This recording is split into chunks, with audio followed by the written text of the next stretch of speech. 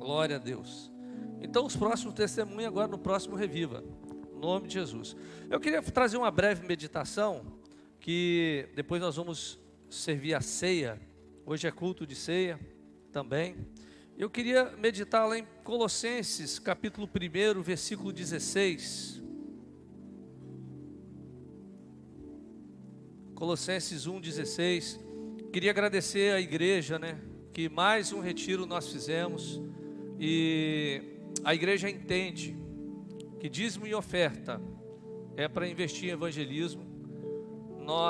A igreja custeia todo o retiro, ou seja, as pessoas vão, elas não pagam, porque nós entendemos que o dízimo e a oferta é para pagar essas coisas.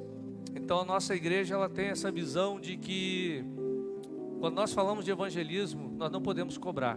Porque se a gente fosse cobrar uma comida que você comeu, seria muito caro. Se fosse cobrar as palestras, seria muito caro. Se fosse cobrar, a estrutura, seria impagável. Então é melhor fazer de graça, que assim resolve todos os problemas, Então nós entendemos, e queria agradecer as pessoas que ofertaram.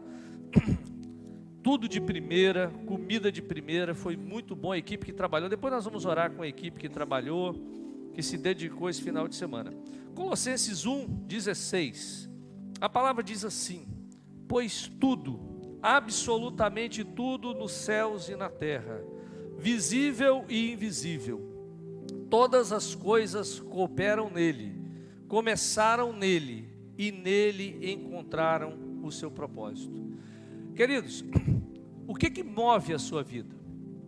Tem pessoas que estão agora sendo movidas por uma preocupação. Segunda-feira eu tenho contas, segunda-feira eu tenho trabalho, segunda-feira eu preciso de trabalho. Tem gente que está agora preocupado com amanhã. E a gente não sabe se a gente vai chegar amanhã. Daqui a 100 anos, a pessoa mais jovem dentro desse salão vai estar morta. Você sabia disso? Daqui a 100 anos. Não vai ter mais nenhum de nós aqui sobre a face da terra. Quando a gente fala de eternidade, que deveria ser o assunto mais importante que eu e você, e nós tratamos todos os dias, é a eternidade. Mas nós ficamos tão preocupados, conversando sobre tanta coisa, que nós nos esquecemos de falar da coisa mais importante, que é a eternidade. Nós falamos de política, alguns estão falando do futebol, outros estão falando do clima, mas a eternidade é a coisa mais importante, porque daqui a 100 anos, eu e você, nós estaremos na eternidade. Para nós temos a plena convicção de que as coisas não acabam aqui. A Bíblia diz que tudo começou em Deus e tudo continua em Deus. Então, queridos, a mensagem da igreja, ela prega o quê? A eternidade. Nós estamos caminhando para a eternidade. Algumas pessoas ficam tão preocupadas: pastor, vai ter arrebatamento, vai ter milênio, vai ter isso. Queridos, o que importa é se você vai para o céu, é se o seu nome está escrito no livro da vida. O resto, se vai ter arrebatamento, se vai descer fogo, isso é detalhe. Olha, às vezes a pessoa está preocupada com o plano de aposentadoria. Não, porque quando eu fizer 70 anos, tiver 70 anos, eu quero estar aposentado. Você sabe se você vai viver 70 anos? Nesses anos como pastor, a gente faz muito culto fúnebre. E queridos, pouquíssimos foram os funerais que eu fiz de pessoas com mais de 70 anos. A grande maioria menos de 50. Muitos jovens. Quando eu pastoreei em Cachoeiro, eu fazia capelania no hospital evangélico. E num dia, Vanusa lembra disso, foram 3 funerais. Um acidente de moto, bateu ali perto do Coronel Borges, 26 anos, morreu. O outro caiu do telhado, quebrou o pescoço, 40 e alguma coisa. E o último foi uma mulher, o marido resolveu dar um tiro nela, 29 anos. 3 funerais de pessoas com menos de 50 anos. E quando eu estava naquele dia, fui no cemitério no Coronel Borges, depois fui no cemitério lá no IBC, e o Espírito Santo começou a ministrar isso ao meu coração. Olha, o que move o seu coração, o que move a sua vida, porque às vezes nós estamos sendo movidos por estudo. Eu preciso estudar, eu preciso melhorar de emprego, eu preciso ganhar dinheiro, eu preciso comprar. Mas será que eu vou chegar lá? É a grande pergunta. É por isso que eu e você nós temos que viver para a eternidade. Porque, queridos, a sua vida e a minha vida foi feita para um propósito. Porque o dia que Deus te criou, Ele criou para um propósito. Primeiro propósito que Deus te criou foi para adorar Ele. Nós fomos criados para adoração. Olha, alguém aqui já viu o gato orando? O gato está lá diante da ração. Obrigado, Senhor, por essa ração. Você já viu um gato orando? Uma vaca orando? Não. Deus colocou esse desejo no nosso coração. É por isso que todos os homens buscam uma religião, buscam uma verdade. Por isso que tem tantas religiões, tantas verdades, porque dentro do nosso coração há um desejo muito grande pelo eterno. Porque dentro de nós há um vazio que só pode ser preenchido pela presença de Deus. Isso é adoração. Pastor, como é que eu adoro? Cantando. Deus quer que você cante, meu irmão. Por melhor que o time aqui cantou, o louvor foi top, por melhor que eles cantaram, no céu tem anjo que canta melhor. Sabia? Que toca melhor. Você sabe o que Deus quer de nós? Um coração grato. Você acorda, você é obrigado por esse dia. Isso é adoração. Nós adoramos pelo nosso estilo de vida. É como nós servimos o próximo. Nós honramos a Deus como nós vivemos. É assim que nós agradamos a Deus. Então eu e você, nós fomos feitos para adorar a Deus. A sua vida é uma adoração do jeito que você é. Talvez você não é tão bonito como eu. Fazer o quê, né, gente? Deus, quando fez, quebrou a forma, né? Mas você é único. Olha para a pessoa que está do seu lado, olha o sorriso dela. Tem alguém igual? Não tem. Nós adoramos a Deus do jeito que nós somos. Às vezes a gente fica falando, Senhor, eu podia ser maior, Senhor, eu podia ser mais forte. Aí tem pessoas que querem a todo custo ser algo que Deus não fez. Deus te fez do jeito que você é, para a glória dele. Você adora a Deus do jeito que você é, quieto, falante. É assim que nós agradamos a Deus. Querido, nós somos feitos para agradar a Deus. Olha, o nosso primeiro propósito é conhecer e amar a Deus. Não existe nenhum outro propósito além de conhecer e amar o Senhor. Segundo, que eu aprendo nisso tudo, é que a maior tragédia da vida das pessoas é que elas vivem correndo atrás de tantas coisas e se esquecem do principal. É por isso que nós temos hoje uma geração que mais compra remédio. Gente, você vê propaganda de farmácia? Não precisa. Farmácia não fale, não quebra. O que mais se vende é psicotrópico. Remédio para dormir, remédio para não sei o que, vitamina para isso, vitamina para aquilo. Farmácia abre uma do lado da outra, 3, 4. São concorrentes que não são concorrentes. O povo está ali. Vive um estresse. Vive a depressão, a angústia, a ansiedade. Porque não estão na agenda de Deus. Quando você está na agenda de Deus, quer adorar a Deus, o estresse vai embora. Olha, eu já falei aqui várias vezes, né? Às vezes, um passarinho prega para mim, gente. Há uns dias atrás, eu estava andando por aqui pelo bairro e eu vi vários pombos, né? Aí eu fiquei olhando, aqui tem um monte de pombo aqui em volta da igreja, e eu estava vendo ali no bairro os pombos, e eu estava olhando aqueles pombos tudo ali em cima do fio, e parecia que eles estavam conversando, né? Despreocupado. Eu falo, cara, eu preocupado com um monte de coisa e os pombos ali tranquilo.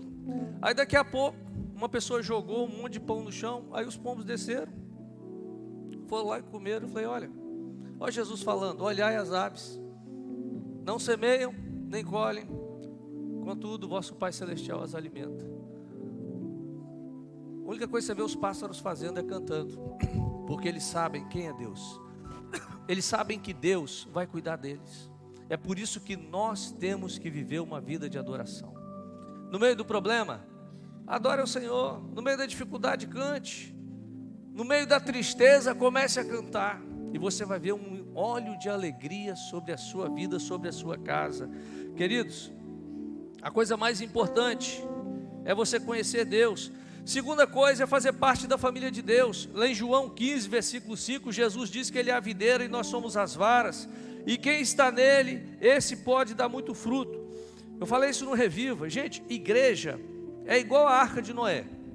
Pensa na arca. Tinha uma porta e uma janela. E a Bíblia diz que depois que entraram todos os animais, o anjo trancou a porta pelo lado de fora. Dentro tinha elefante, um casal, rinoceronte, hipopótamo, búfalo, vaca, e aí vai botando os grandes animais. Gente, um elefante faz 50 quilos de número 2 por dia. O casal faz 100. Aí você pega o búfalo e essa turma toda, imagine o fedor que era dentro da arca. Pensou? A porta estava trancada, ninguém podia sair. Tem animal que dorme de dia, animal que dorme de noite. Imagine o barulho dentro da arca, a porta trancada. Devia ser uma agonia estar dentro da arca, mas fora da arca estava todo mundo morto. Assim é a igreja. Tem fofoqueiro, não tem? Se tiver aqui do seu lado, não olhe, por favor. Tem fofoqueiro na igreja, gente. Tem gente que a língua não cabe. Tem caloteiro. Pastor, tem.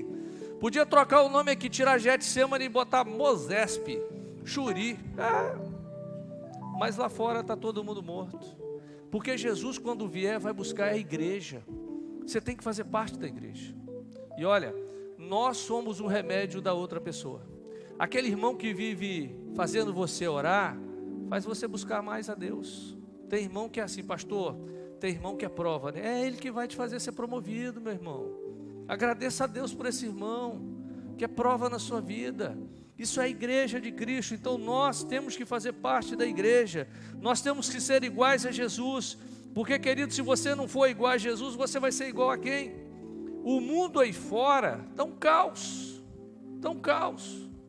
Hoje, se você for olhar um artista, um jogador de futebol, não é modelo para ninguém. O cara está num quarto casamento, trai a mulher, é adúltero. É modelo para um cristão? Não é. Seu modelo é Jesus. Nós temos que ser iguais a Jesus. Nós temos que ser a imagem de Jesus, porque Ele é a imagem do Pai. Então Deus está muito mais preocupado com o seu caráter do que com a sua carreira. Nós fomos criados para servir a Deus. Como é que você serve a Deus? Vocês viram no Reviva. É servindo o próximo. Gente, a turma que estava na cozinha não ganhou 1 centavo não. Alguns pagaram para trabalhar. O pessoal que estava lá limpando o banheiro, lavando, arrumando, não ganharam nada. Eles foram para servir. Para servir. E nós aprendemos no Reviva que servir é o que Deus quer de nós. Nós servimos a Deus servindo ao próximo. Olha, você não serve a Deus plantando árvore, porque a natureza se encarrega disso. Você não serve a Deus cuidando dos rios, porque a natureza se encarrega disso. Você serve a Deus servindo o próximo. E último, nós fomos criados para ganhar pessoas para Jesus. Olha, a palavra de Deus diz que o que ganha almas é sábio. Provérbios 11:30. Queridos, nosso chamado é cuidar de pessoas. Tem pessoas que já estão discipulando e tem pessoas que vão discipular. Hoje você discipula, amanhã você é discipulado. Um ajuda o outro. A igreja é assim. Hoje você está em pé, amanhã você alguém vai ser muleta para você. Isso não é vergonha na igreja não, porque na igreja nós ajudamos e apoiamos uns aos outros. É assim que a igreja funciona. Nós não julgamos, nós amamos, porque a Bíblia diz que nós temos que amar o nosso irmão. É um mandamento, não é sentimento. Hoje nós vivemos a geração do Facebook, do Instagram, onde amar é dar uma curtida, é botar um coraçãozinho, mas amar de verdade é suportar uns aos outros. Isso é amar, é suportar. E tem gente que prefere o quê? Deixar de lado. Não, pastor, eu perdoei, mas eu não quero andar mais com ele. Eu perdoei, mas eu tô longe. Perdoei, mas não convivo. Isso não é perdão. Perdão é morrer. Porque para Jesus perdoar o seu pecado e o meu pecado, Ele teve que morrer. Foi na cruz. Porque se Ele não tivesse morrido, os pecados não teriam sido perdoados. E se eu não morrer, se você não morrer, os pecados não serão perdoados, as ofensas não serão perdoadas. Mas muitas das vezes eu prefiro o quê? Eu prefiro não conviver do que perdoar e morrer. Aprenda a morrer todo dia. Aprenda a morrer. Nós temos que aprender a morrer. Ofensas virão, crises virão, mas eu tenho que entender que se Jesus morreu por mim, não há sacrifício que eu não faça por amor a Ele. Aprendeu? Não há sacrifício que eu não faça por amor a Ele. Queridos, tudo nesse mundo é passageiro. Só Deus é eterno e o reino que Ele estabeleceu para os seus. A graça do Senhor Jesus e o amor de Deus, com certeza, vão fazer com que eu e você cumpramos a missão de honrar e agradar o nosso Deus. E nessa noite nós vamos agora participar da ceia do Senhor. A ceia é um memorial. A ceia foi quando Jesus, antes de ir para a cruz, Jesus ele reúne todos os discípulos e ele fala: eu desejei muito esse dia. Sabe por que Jesus desejou esse dia? Porque foi o dia onde a paz entre o céu e a terra foi celebrada. Quando o homem caiu lá no Éden, o céu e a terra já não estavam mais em paz, porque o homem ofendeu a Deus. Mas ali no jardim do Éden, Deus fez uma promessa. E lá, naquele dia, na mesa da ceia, Jesus representando o Pai, representando Deus, representando o céu, os discípulos representando a humanidade, com o pão e o vinho, é celebrada a paz entre o céu e a terra. E nós nos lembramos desse dia, é o nosso memorial até que Ele venha. Nós nos lembramos desse dia. A ceia é quando nós nos lembramos que nós somos a igreja do Senhor. Não há nada como a igreja do Senhor. A igreja liga e desliga. A igreja é o corpo de Cristo, é o poder de Deus nessa terra. Não existe organização mais poderosa do que a igreja.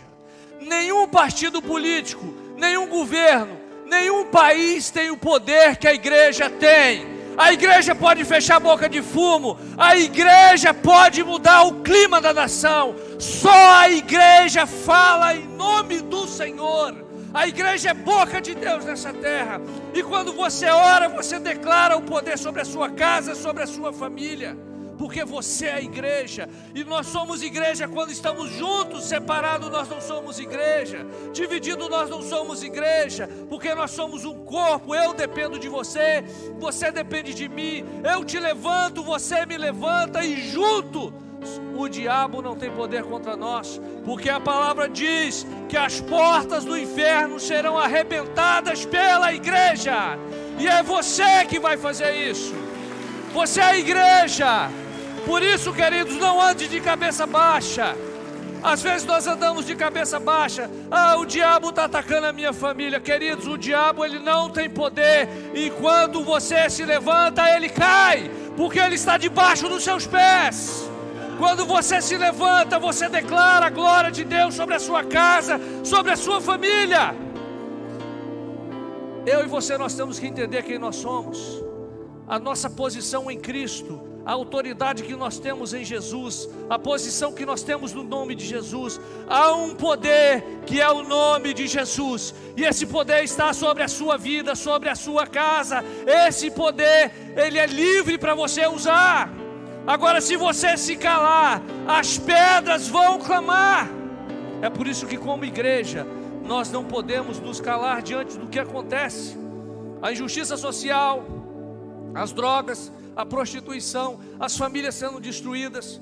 E olha, às vezes eu vejo famílias que os filhos, hoje a sociedade quer doutrinar os nossos filhos.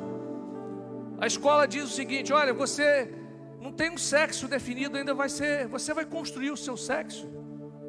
É o que a gente vê na mídia hoje, é o que está sendo colocado hoje. E nós como igreja, nós nos calamos e ficamos como coitadinhos. Queridos, o dia que a igreja se levantar, essa nação vai erguer, essa nação vai proclamar a glória do Senhor.